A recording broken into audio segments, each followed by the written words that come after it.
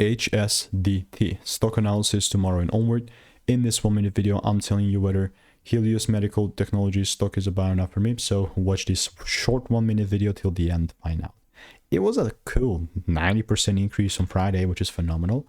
And I just want to have this 1,000-foot view to just kind of see where we are. Yeah, it was just kind of blew everything out of the water. Disturbed, you know, the stock.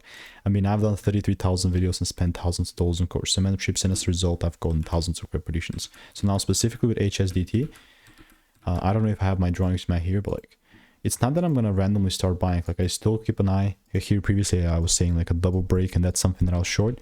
But yeah, we had the first break, second break went up here, so it was just all outside the picture. So that was just never gave me the delivery, and I'm not the biggest fan of this like bullish trend here.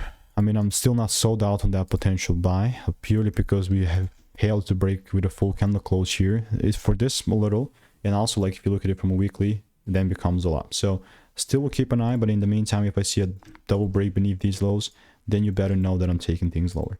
That's how HSDT looks like. So if you want to make more money trading in a simple and new way, click the first link in the description. It's a free newsletter.